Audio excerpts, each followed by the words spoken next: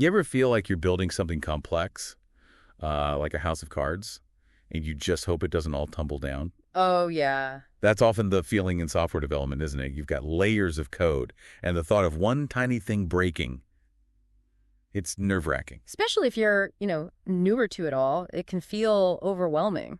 Totally. But Yeah. there's a really solid way to build a better foundation, catch those potential collapses early. Oh. Unit testing. Exactly. These small, focused tests check individual pieces, make sure they do what they're supposed to. Stops problems before they, blow up into application meltdowns. Right. And while most developers get the idea of unit testing, Yeah. of the practical side, like what exactly do I test? How do I test it? That can still be a bit fuzzy. Okay, so that's what we're doing today. Precisely. We're diving into two really valuable sets of principles. Right. Bicep and correct. Right. Bicep and correct. Think of them like frameworks, guides to make your testing thorough. And we'll also touch on the first principles. Yeah, about what makes a good unit test. Useful in practice. Our source for this is a doc laying out these methods. Okay, right. By sounds like a superhero team for code. Maybe. It's an acronym, a way to remember testing guidelines. A checklist. Pretty much a systematic way to think about what needs checking. Make sure you cover the important stuff. Got it. Let's start with right. What's the core idea there? Right is, fundamental. It's about checking if your code actually does what the project specs say it should. So, does it work correctly for normal inputs? Exactly. That's the first most basic question. Does it produce the right output for the expected input? That's your bedrock, the happy path, Right. Got to lay that foundation first. Okay, next is B for boundary. Sounds like checking the edges. Precisely. Experience shows lots of bugs hide right at the edges of input and output ranges. Makes sense. Think about it. What happens with the absolute smallest value? The absolute largest. So for each method, you figure out the valid ranges for inputs, the expected range for outputs, and the key for boundary is testing right at those limits. Exactly, at the lower and upper bound. Yes. Not outside them, that's more for error testing, which we'll get to, but right on the edge. Think off by one errors. Oh yeah, classic. Focusing there saves so much debugging time later. It's not just the happy path. Definitely. Those edges trip people up. What about I for inverse? Sounds like reversing the code. That's a good way to put it. Inverse means you test by taking the output and applying the reverse operation to see if you get back the original input. Mm-hmm. Now, it doesn't work for everything, but it's great for, say, math functions or encryption-decryption. Okay. Encrypt something, then use your test to see if the decryption function gets the original back. It forces you to check the logic deeply. Like a sanity check. Exactly. You can even use it for things like database stuff. Add a record, then query it to see if it's really there and correct. Clever. Okay, next is C for cross-check. How do we cross-check? Cross-check is when you test a method by comparing its results to another method that does the same thing. Another method, like an older one. Yeah, maybe an older one that's already tested and known to be reliable. If your new method is supposed to be faster or use fewer resources, you can use the old, maybe less efficient one as a benchmark, just to make sure your new, shiny version is still giving the right answers. Using the old wisdom to check the new ambition. Makes sense, especially for optimization. Now, E for error. This sounds critical for stopping crashes. Absolutely critical. Nobody likes an app crash. Error focuses on how your method handles things when they go wrong. Like bad input. Exactly. This often means feeding it values outside those valid boundaries we talked about. Okay. The goal isn't just, does it break, but does it handle the error gracefully? Oh. Does it throw the right exception? Does it return an error code? Instead of just falling over. Right. Every method needs testing for expected error situations. You need to verify it handles them correctly. I remember this one time, we thought we handled nulls okay. Uh-oh. But this specific sequence caused a null pointer in production. Really drove home how rigorous you need to be with error tests. Oof, yeah. So boundary is the edge of expected. Error is pushing past that edge deliberately. Okay, last one. P for performance. Performance testing looks at efficiency. How much resource does it use? Memory, CPU, and importantly, how long does it take? Time to execute. Yep. This is super important when you're dealing with, say, large lists or big data sets. Sorting a million records has to be reasonably quick, right? Sure.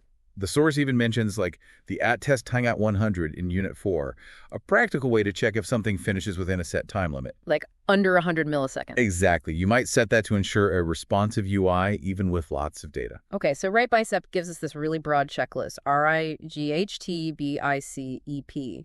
But you mentioned correct helps zoom in on boundary testing. Yes, exactly. Correct is like a magnifying glass, specifically for finding those critical boundary conditions within the Right-BICEP B. It gives you more specific categories to think about. All right, let's break down. Correct. C is conformance.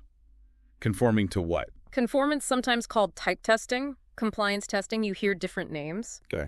It's about checking that inputs and outputs stick to the rules, specific formats, data types, standards. Like this field must be a number or a date in this format. Precisely. So the questions are, what if the input doesn't conform? Is it handled?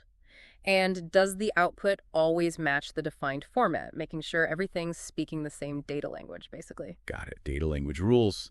Next is O for ordering. When does order matter? Ordering is key for collections lists, arrays, that kind of thing. Anything ordered. So are the items in the right sequence? Yes. Is the output list sorted correctly? But also, what happens if the input list elements are in a weird order? Or if parameters are passed in an unexpected sequence? Ah, okay. So not just what's there, but where it is in the sequence. Exactly. It's about the sequence itself. Then we have R for range. We talked ranges with Right-BICEP's boundary. How is this different? It digs a bit deeper. Range incorrect pushes us to think about all the defined intervals and those transition points. More specific edge cases within the range? Kind of. Like for array indices. Yeah. Test the very first index, test the very last one. What about one just outside? Negative indices. Yep. Or comparing the first and last elements. Checking the size of the output collection is what you expect. It's a more detailed look at the whole spectrum of possible values and sizes. A more granular check. Yeah. Okay. Next R is references. External stuff. Yeah. References means the method depends on outside itself. Preconditions, you might call them. Like needing a user to be logged in. Perfect example. Or needing a file to exist before you can read it.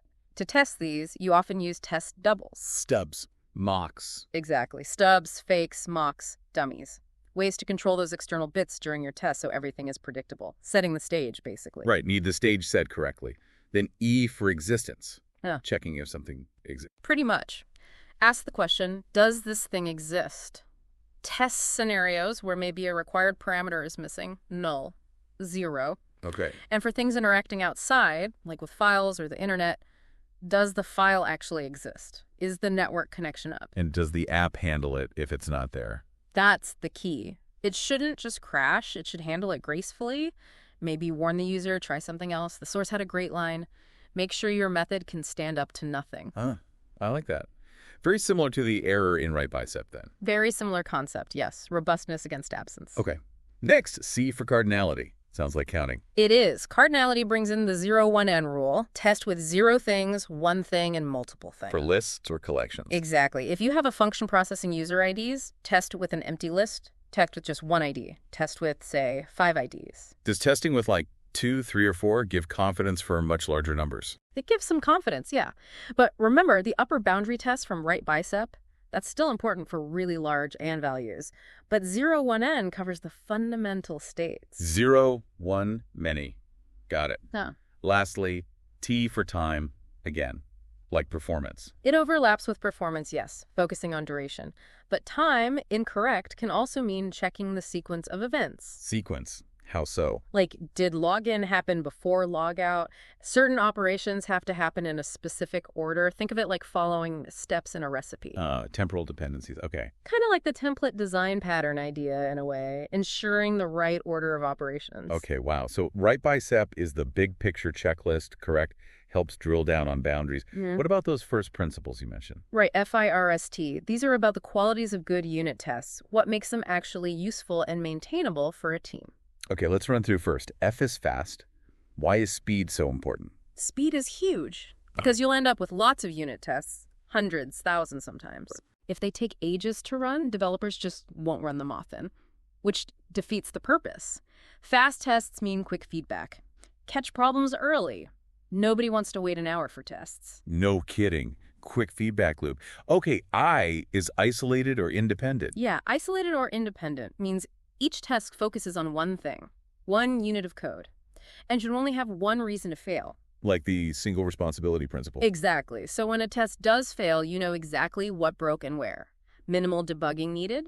Tests shouldn't rely on each other or leave messes behind that affect later tests. One test, one clear failure point. Contained. What about our repeatable? Repeatable means they give the same result every single time. Doesn't matter where you run them or when. No flaky tests? No flaky tests. They pass one day, fail the next with no code changes. Useless. They need to be rock solid, predictable, no manual steps needed each time. Reliability builds trust. Okay. It's self-validating. The test knows if it passed. Exactly. The test itself clearly says pass or fail. No human needed to look at the output and interpret it. So developers trust the results. That's the goal. High confidence, test pass, code's probably good, test fails. Fix the code, don't just assume the test is wrong. The test is the verdict. Clear verdict. Got it. Finally, T's for timely. When should we write tests? Timely is about when you write them, ideally.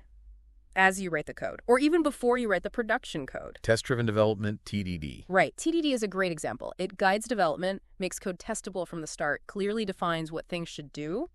The source also mentions thinking about when you've done enough testing for a method. Okay, so let's recap. Right-BICEP, the big checklist of what to test. Correct. Drilling down, especially on boundaries. And first, the qualities that make tests good: fast, isolated, repeatable, self-validating, timely. That's it. And applying these, really thinking about them, can massively boost code quality, cut down bugs. And just give you more confidence. A lot more confidence in your software.